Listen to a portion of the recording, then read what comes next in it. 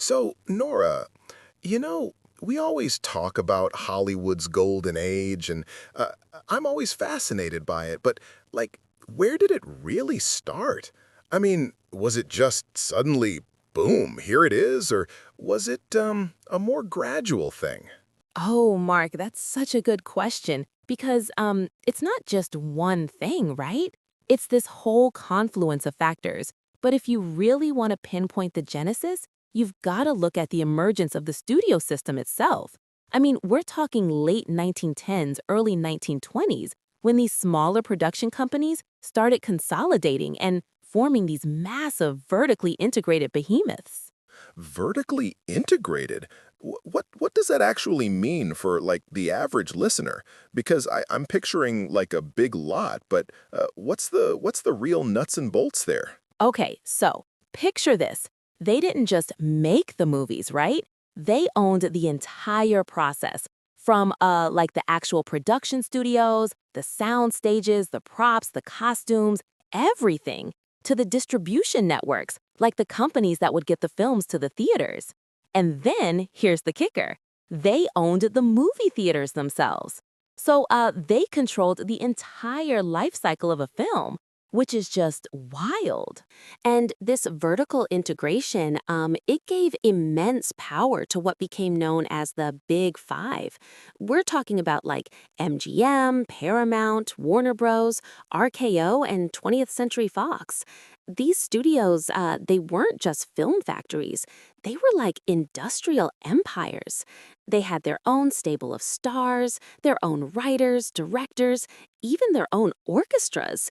It was crazy. Wow. So they essentially, like, manufactured everything in-house. It wasn't this freelance, let's pick who's best for the job kind of thing we see today. It was all under one roof. Absolutely, Mark. And that's the whole point, right? They had complete control. This system allowed them to churn out films like clockwork, year after year, guaranteeing they'd have content for their theaters. It also meant they could nurture talent, but also control it very, very strictly. Think about it. A star couldn't just decide to work for another studio. They were under contract, property of that studio. So, wait, you're saying, like, someone like Clark Gable or Greta Garbo, they weren't just famous actors.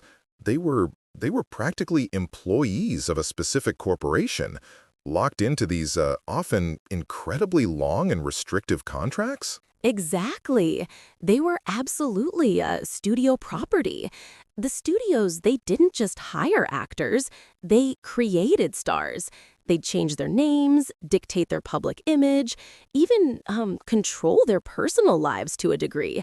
It was all about cultivating an aura around these individuals that would draw audiences into those theaters that the studios owned. It was a well-oiled machine, like a star-making factory. That's wild. So, like, the whole glamorous image we associate with Hollywood's golden age, a lot of that was carefully constructed and curated by the studios rather than just, like, pure happenstance or natural charisma. Totally, Mark. Think about someone like Joan Crawford, right? Her actual name was Lucille LeSueur. The studio, MGM, held a public contest to rename her. They completely rebranded her. Or like Rock Hudson, whose real name was Roy Harold Scherer Jr. His image as the rugged, handsome leading man, that was meticulously crafted. They had these publicity departments that were incredibly powerful, shaping narratives, planting stories, even covering up scandals to protect their stars and their own image. Huh.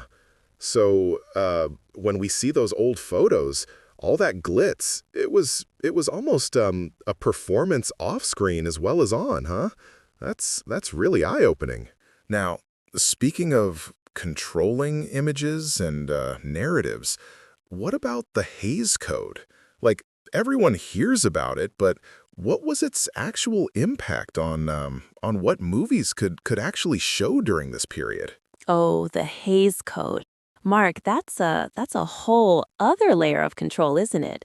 Formerly known as the Motion Picture Production Code, It was voluntarily adopted by the studios in 1930, but really strictly enforced from 34 to 68. It was a set of moral guidelines that dictated what could and couldn't be depicted on screen. I mean, they tried to censor everything from excessive kissing to crime not being punished, right? So, like, no real swearing, no overt sexuality, no drug use. All that was completely off limits, even if it was, like, relevant to the story? Pretty much, yeah. It was a response to public pressure and various scandals in the industry. The goal was to make films morally acceptable to a wide audience. And this really shaped storytelling for decades. Think about all those subtle innuendos, the implied relationships, the creative ways directors had to get around the rules.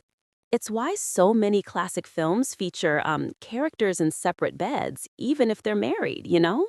And while we're talking about all these systems, it's easy to focus on the big stars and the studio heads, but I think it's important to also acknowledge the forgotten legends. You know, the people who were innovating behind the scenes. Like, think of early female editors or costume designers who truly shaped the look of an entire era, but often get overlooked. Yeah, I'm glad you brought that up, Nora, because it's always the same names that come up, but there must have been like hundreds, thousands of people making these movies happen. Any specific examples of someone who you think deserves more credit? Oh, absolutely. I mean, take someone like Edith Head, the costume designer, right? She worked on over 1,000 films. 1,000! Her designs became iconic, but often the credit went to the star wearing the dress, not the genius behind it.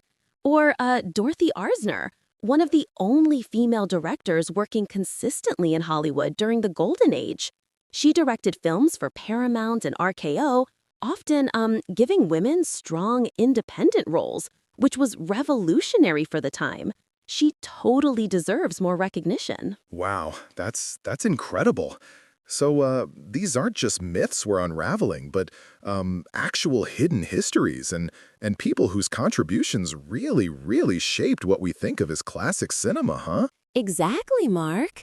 It's about pulling back the curtain, you know? The golden age with all its structured systems and glamorous illusions, it laid the groundwork for modern cinema. Even though the studio system eventually crumbled, its legacy, like the very idea of a star or sophisticated storytelling, that all comes from this era. Do you know what I mean? The way we talk about movies today, the archetypes, the genres, a lot of it was codified back then. So when we watch a movie now, even a big blockbuster, we're still seeing echoes of those early decisions, those foundational structures that were put in place almost 100 years ago, huh? That's pretty profound. Absolutely. Think about like the idea of a movie premiere, the red carpet, the whole spectacle. That was all born out of the Golden Age's star-making machinery. They were so good at creating mystique. And that influence, it permeates everything. Even independent filmmakers, they're often reacting to or drawing from those original narratives. It really is the bedrock of cinema as we know it. It really is. And I just think that's such a cool way to look at it, you know? Not just a nostalgic look back, but actually seeing how it still impacts us. Nora, this has been genuinely insightful. Thank you.